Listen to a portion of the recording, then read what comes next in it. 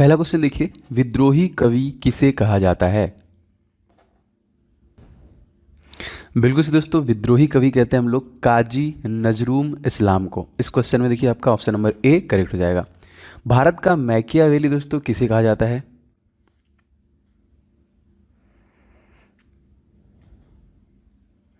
जी बिल्कुल से दोस्तों, भारत का मैकियावेली दोस्तों कहा जाता है चाणक्य को। ऑप्शन नंबर यहाँ पे बी करेक्ट हो जाएगा दोस्तों। चाणक्य का दोस्तों एक दूसरा नाम है, आप लोग कमेंट करके बताना है। वैसे उनके दो नाम हैं, लेकिन एक ही आपको कमेंट करके बताना है। तीसरा प्रश्न देखिए दोस्तों, तीसरा प्रश्न आपका क्या है? भारत में सर्वाधिक शुद्ध स्वर्ण के सिक्के किसने प्रचलित किए?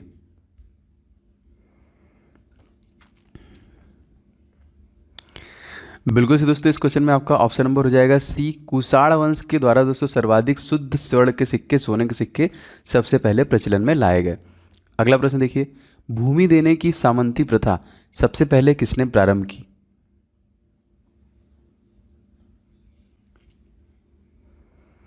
बिल्कुल से दोस्तों, यहाँ पे सेंसर हो जाएगा सबसे पहले देखिए हर्षवर्धन भूमि देने की सामंती प्रथा के प्रारंभ करता है, ऑप्शन नंबर ए। अगला देखिए, राजस्व सिद्धांत की स्थापना करने वाला पहला शासक कौन था?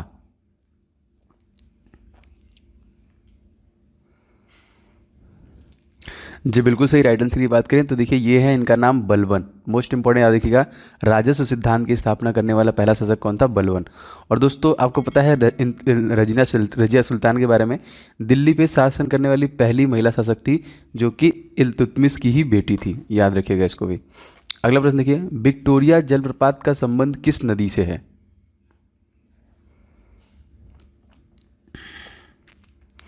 जी बिल्कुल सही, राइट आंसर की बात करें तो यह हो जाएगा ऑप्शन नंबर ए, जामबेंजी नदी। विक्टोरिया जलप्रपात का जो संबंध है वो किस नदी से है दोस्तों? ये है जामबेंजी नदी, याद रखिएगा। अगला प्रश्न देखिए, भारत में 1 अरबवें शिशु का नाम क्या है? जी बिल्कुल सही, इस क्वेश्चन का देखिए आंसर हो जाएगा आपका, इसका नाम है आस्था। ऑप्शन नंबर बी, भारत के 1 अरबवें शिशु का नाम क्या है? आस्था। अगला प्रश्न देखिए, पोर्ट ब्लेयर इन सभी ऑप्शनों में से कहाँ पर स्थित है?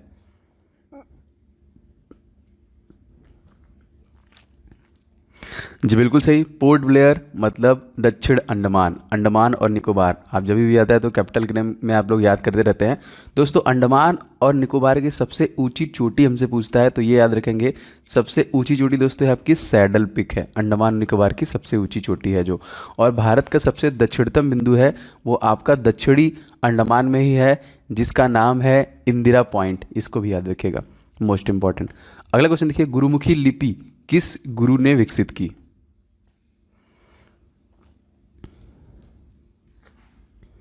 बिल्कुल से दोस्तों, गुरुमुखी लिपि को गुरु अंगद के द्वारा इसको विकसित किया गया, ये मोस्ट इंपॉर्टेंट था। और दोस्तों अगर आपसे पूछा जाए कि भगवान बुद्ध ने सारनाथ में जो अपना सबसे पहला स्पीच दिया था वो किस लैंग्वेज में था, तो आप लोग कमेंट बॉक्स में कमेंट करके जरूर बताइएगा। अगला प्रश्न है, भारतीय संघ के अंतर्गत किस राज्य को मिलाने का अधिकार, किसी राज्य को मिलाने का अधिकार किसको प्राप्त है?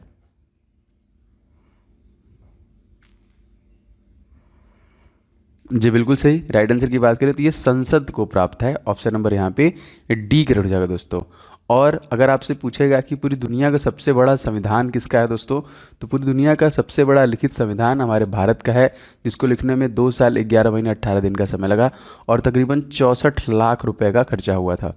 अगला प्रश्न देखिए, केंद्र राज्य संबंध किस अनुसूची के अंतर्गत वर्णित है?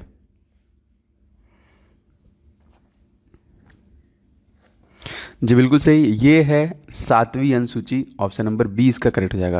दोस्तों अगर आपको वीडियो अच्छा लगता है तो प्लीज़ आप लोग वीडियो को लाइक जरूर करना एंड वीडियो को शेयर करना अपने दोस्तों के साथ, जिससे कि वो लोग भी इस टेस्ट को दे पाएँ। और चैनल पे अगर आप नए होंगे तो चैनल को अभी सब्सक्राइब करके नोटिफिकेशन बेल बटन दबा लीजिएगा मिले, और आप इसको दे पाओ, लगातार आपको आप में इंप्रूवमेंट देखने के लिए मिलेगी।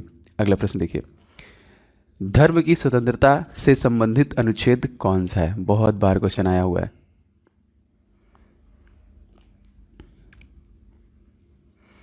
बिल्कुल से दोस्तों, ये है आपका article number 25, option number C. अगर आपसे पूछा जाएगा छुआछूत अनटचेबिलिटी, तो आप लोग याद रखेंगे दोस्तों आर्टिकल नंबर 17। अगर आपसे पूछा जाएगा राष्ट्रपति पर महाभियोग किस पे लगाते हैं, तो याद रखेंगे दोस्तों आर्टिकल नंबर 61। मोस्ट इंपॉर्टेंट प्रश्न पूछा जाता है ये। अगर आपसे पूछा जाएगा कि इमरजेंसी, तो याद रखेंगे 52, 56, 60, आर्टिकल नंबर 352, 356 और 360। अगला प्रश्न देखिए, अमीर खुसरो की दो भाषाओं जो कि दो भाषाओं के विद्वान थे, कौन दो भाषा था वो? बिल्कुल से दोस्तों, उनको हिंदी और फारसी आती थी। ऑप्शन नंबर यहाँ पे डी करेक्ट हो जाएगा। अगला प्रश्न देखिए दोस्तों, मोहम्मद बिन कासिम ने सिंध पर विजय कब प्राप्त किया था?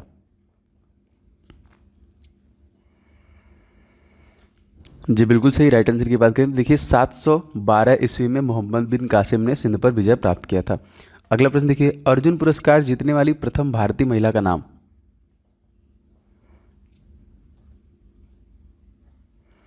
जी बिल्कुल सही, राइट आंसर की बात करें तो इनका नाम था एन लम्सडेन, जो कि प्रथम भारतीय महिला थी अर्जुन पुरस्कार जीतने वाली।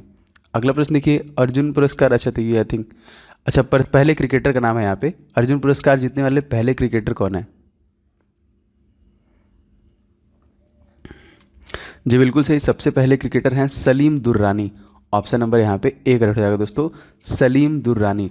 और रिसेंटली दोस्तों किस तारीख में सचिन तेंदुलकर का बर्थडे मनाया गया? तो आपको पता होना चाहिए 24 अप्रैल को सचिन तेंदुलकर के बर्थडे मनाया गया। और रिसेंटली दोस्तों सचिन तेंदुलकर के जो क्रिकेटर थे बचपन से, उनका नाम था रमाकांत अचरेकर, उनका देहांत हो गया, ये भी याद रखिएगा। अगला प्रश्न देखिए, डेड हिट शब्द किस खेल से संबंधित है?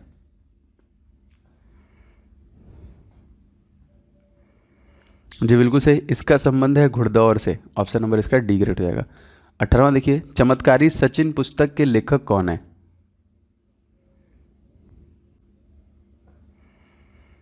जी बिल्कुल सही, इनका नाम है देखिए लोकेश थानी। ऑप्शन नंबर यहाँ पे सी से हो जाएगा। चमत्कारी सचिन पुस्तक के लेखक का नाम पूछेगा तो याद रखेंगे लोकेश थानी। और दोस्तों सचिन की ऑटोबायोग्राफी पूछती है तो आप लोग याद रखेंगे प्लेइंग इट माई वे, इसका नाम पूछेगा तो आप लोग बता देंगे प्लेइंग इट माई वे सचिन तेंदुलकर की ऑटोबायोग्राफी है। अगला प्रश्न देखिए, मैसूर एक्सप्रेस किस क्रिकेट खिलाड़ी को कहा जाता है?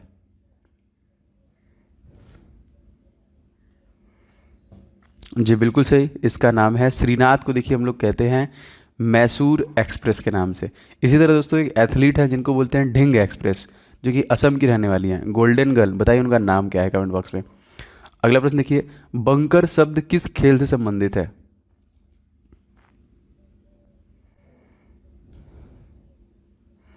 जी बिल्कुल सही, बंकर खेल का संबंध है आपका ऑप्शन नंबर सी। देखिए यहाँ पे पोलो से इसका संबंध है, पोलो से। दोस्तों खिलाड़ियों की संख्या हमसे पूछता है, अगर आपसे हॉकी, क्रिकेट एंड फुटबॉल, जिसको हम लोग बोलते हैं HCF, पूछेगा तो इन सभी में खिलाड़ियों की संख्या कितनी होती है? 11। Most important. एंड USA का जो हमारा राष्ट्रीय खेल है बेसबॉल, उसमें खिलाड़ियों की संख्या कितनी होती है? 9। और खो खो में भी खिलाड़ियों की संख्या कितनी होती है? 9, याद रखिएगा। 21वां प्रश्न देखिए, भारत में मुगल सत्ता की स्थापना किस लड़ाई के बाद हुई?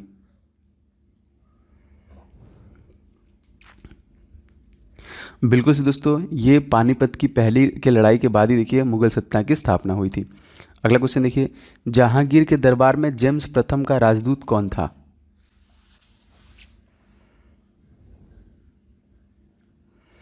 बिल्कुल से दोस्तों, राइट आंसर की बात करिए था देखिए sir Thomas Roe. Option number यहाँ पे एक रख जाएगा, सर टॉमस रो। अगला देखिए, इस्लाम का सबसे बड़ा शत्रु किसे कहा जाता है?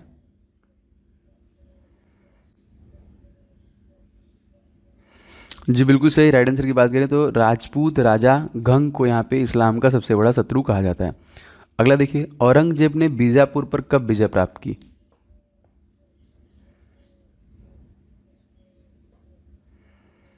जी बिल्कुल सही, राइट आंसर की बात करें तो ये हो जाएगा ऑप्शन नंबर यहाँ पे सी, 1686 ईस्वी में।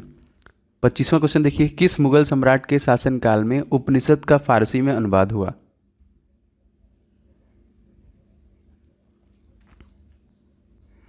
जी बिल्कुल सही, ये हुआ था देखिए शाहजहां। ऑप्शन नंबर यहाँ पे सी करेक्ट हो जाएगा। दोस्तों आपको पता है आगरा का ताजमहल शाहजहां के द्वारा बनवाया गया था, तो क्या बता सकते हैं कि न्यू दिल्ली में जो लाल किला है वो किसके द्वारा बनवाया गया है? कमेंट बॉक्स में कमेंट करके जरूर बताइएगा। अगला प्रश्न देखिए, जिम्नास्टिक खेल में प्रत्येक पक्ष में कितने खिलाड़ी होते हैं?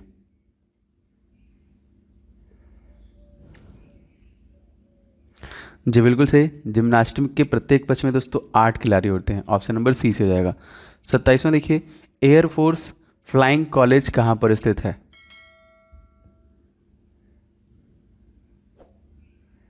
जी बिल्कुल सही, ये स्थित है आपका जोधपुर में, ऑप्शन नंबर इसका बी ग्रेड हो जाएगा। अगला प्रश्न देखिए, केंद्रीय पर्यावरण इंजीनियरिंग अनुसंधान संस्थान कहाँ पर है? जी बिल्कुल सही, ये है आपका ऑप्शन नंबर ए, देखिए नागपुर में। A is the right answer, Nagpur में। अगर आपसे पूछा जाएगा दोस्तों कि हमारे भारत के जो हमारे भारत के राष्ट्रपति हैं रामनाथ कोविंद, वो कहाँ के हैं, तो आप याद रखिएगा वो कानपुर के हैं। और इसके पहले वो कहाँ के गवर्नर थे, तो बिहार के गवर्नर थे। और भारत के किस नंबर के राष्ट्रपति हैं दोस्तों, तो भारत के 14 नंबर के राष्ट्रपति हैं। अगला प्रश्न, दिल्ली की प्रथम सुल्तान कौन था जिसने दक्षिण भारत को पराजित करने का प्रयास किया?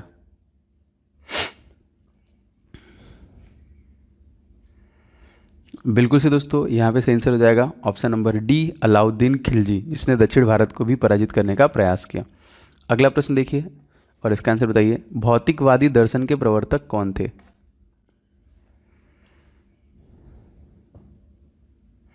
जो बिल्कुल सही राइट आंसर की बात करें तो ये हैं देखिए Charvak, option number A correct हो जाएगा इसका। अगला क्वेश्चन देखिए, ब्यास नदी का प्राचीन नाम क्या था?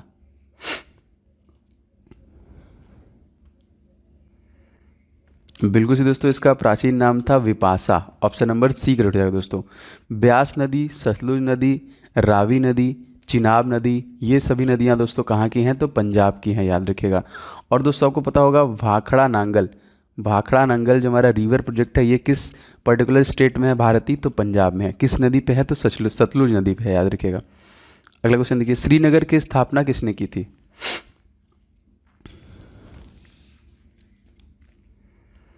जी बिल्कुल सही, श्रीनगर की स्थापना अशोक के द्वारा किया गया था। इस क्वेश्चन में ऑप्शन नंबर ए करेक्ट होगा आपका।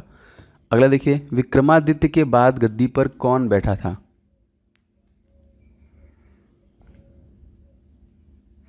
बिल्कुल सही दोस्तों, विक्रमादित्य के बाद गद्दी पे कुमारगुप्त प्रथम बैठे थे यहाँ पे। अगला क्वेश्चन देखिए, भारतीय शिक्षा का मैग्ना कार्टा दोस्तों किसे कहा जाता है?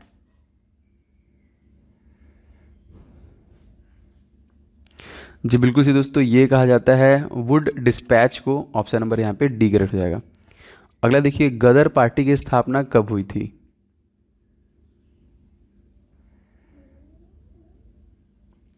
जी बिल्कुल सही, गदर पार्टी की स्थापना हुई थी 1930 में, ऑप्शन नंबर बी से हो जाएगा इसका। अगला देखिए, साबरमती आश्रम की स्थापना कब की गई थी?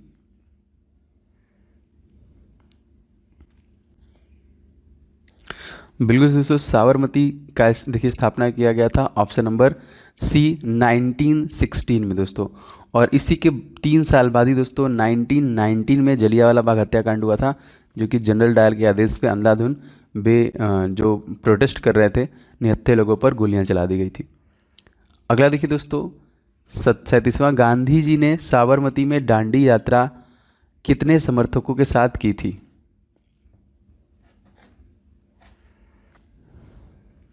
जी बिल्कुल सही, राइट आंसर की बात करेंगे तो ये हो जाएगा 78 समर्थकों के साथ, ऑप्शन नंबर डी।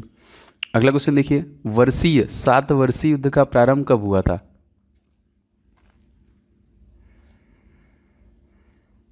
जी बिल्कुल सही, सही आंसर हो जाएगा आपका 1756 में, ऑप्शन नंबर ए करेक्ट हो जाएगा इसका।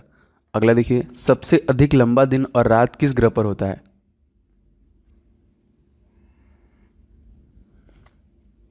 जी बिल्कुल सही, ये होता है शुक्र ग्रह पे, ऑप्शन नंबर बी। और शुक्र को देखिए भोर का तारा, रात का तारा कहते हैं, पृथ्वी की जुड़वा बहन कहते हैं।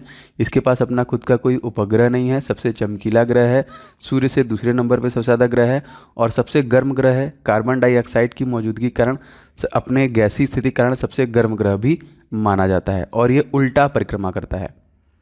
40वां प्रश्न देखिए दोस्तों, कृष्णदेव राय किसके समकालीन थे?